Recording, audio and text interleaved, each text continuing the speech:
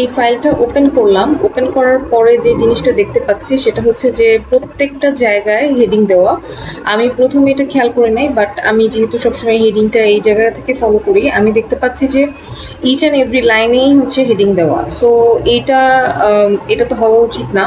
এখন আমি যদি প্রত্যেকটা ধরে ধরে হচ্ছে ম্যানুয়ালি ঠিক করতে যাই, যেমন এটার উপরে যদি আমি ক্লিক করি, এখানে অলরেডি দেখতে পাচ্ছি যে নর্মাল টেক্সটেই আছে, কিন্তু কোনো একটা কারণে এটা হেডিংয়ে শো করছে। এবং এখন যদি আমি টেবল অফ কন্টেন্টটা আপডেট করতে যাই, করা যাচ্ছে না। সো পুরো লেখাটার ফরমেশনে একটা হিউজ প্রবলেম চলে আসছে। এখন এটাকে কিভাবে আমরা ঠিক করব, সেটা ঠিক করার জন্য স্টাইলসের যে বক্সটা আছে, বক্সের নিচে কর্নারে যে অ্যারোটা আছে, আমরা এই অ্যারোটাতে যাব। যাওয়ার পরে এখানে আমরা অনেকগুলো অপশন দেখতে পাচ্ছি। এই অপশনগুলো হচ্ছে আমরা ওপেন করব। এখানে এই অপশনটা অন করা থাকলে এটাকে অফ করে দিব। Show next heading when previous level is used, okay করে দেওয়ার পরে এখন কিন্তু আমাদের পুরোটা একদম প্রপারলি ফিক্স হয়ে গেছে, যেখানে যা কিছু ফিক্স করা দরকার ছিল।